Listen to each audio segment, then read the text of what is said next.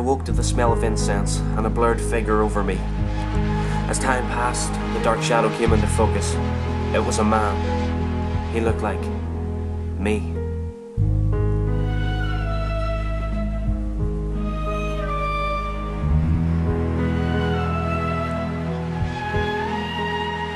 I know that man.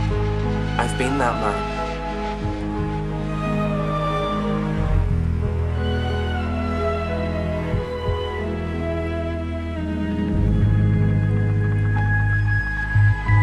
I tried to move.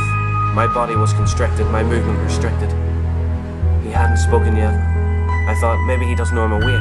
I tried to kid myself. I knew it wasn't a dream as much as I knew what was next. Voice so calm, so assertive, he spoke. Do you know why you're here? He pressed his hand on my head and turned it to the side. There was a picture of a girl. Oh, I knew her all too well.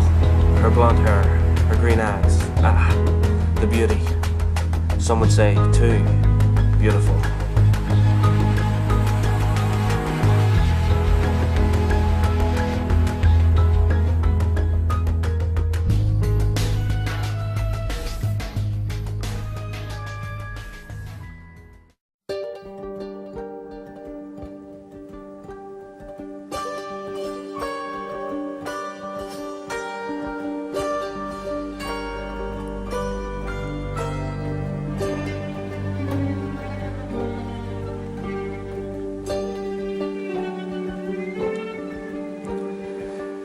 It was 5 years ago in the summer when I caught sight of the woman who made my heart tremble.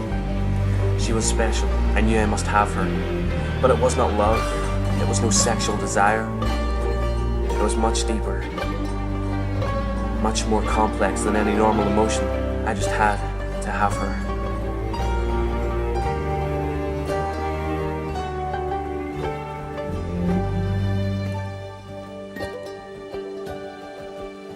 I remember following her home and knocking on her door.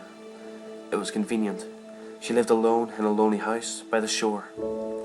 It was raining heavily and the only object that lit the sky was the blood-red moon. And I turned the collar up on my black coat, and as she answered the door I said, "Excuse me, but my car is broken down and my cell phone is dead," showing her the phone that I had turned off not seconds before. "I know it's late, but may I use your phone to call a taxi?"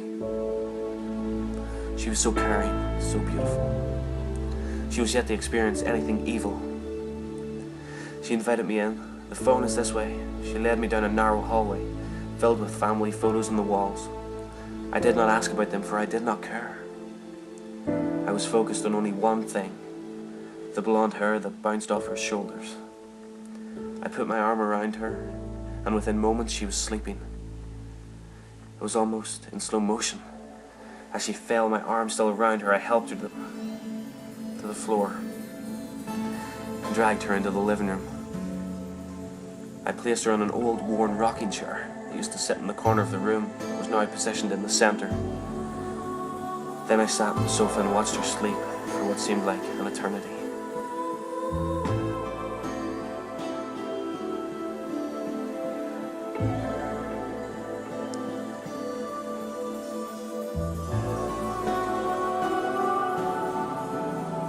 I noticed her coming to, so I leaned gently in front of her and with a sharp blade in my left hand I pointed it at her face. "Shh," I said, "don't make a sound." But even if she did, no one would hear. I placed the knife on the top of her scalp. She trembled. "Please, please don't hurt me." "Be quiet or I'll cut off your tongue," I snapped. I made an incision with the knife and she let out a scream. I cut around her face. There was so much blood, mixed with the tears and the tears with the blood. The blood filled into her mouth and she choked while trying to cry. This was like the proud father on Thanksgiving carving the turkey. What I was doing should be celebrated. It should be an honor for this masterpiece.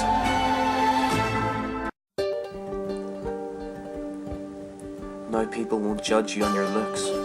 They can see the beauty that's inside of you.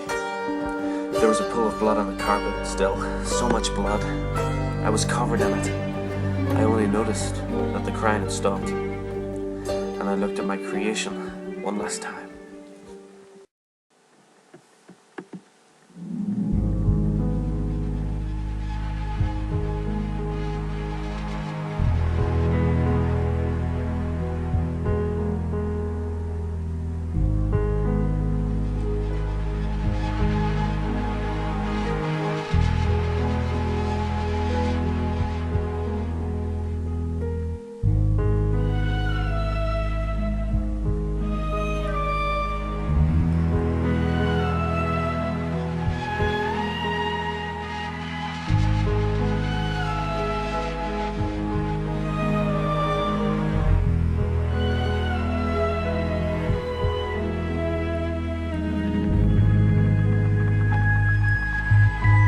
back in the room with the dark shadow man. He cut my cheek with some sort of knife. I knew it was his ritual too. I did not beg for my life. I wasn't as pathetic as my victims. I was just glad I'd been recognized.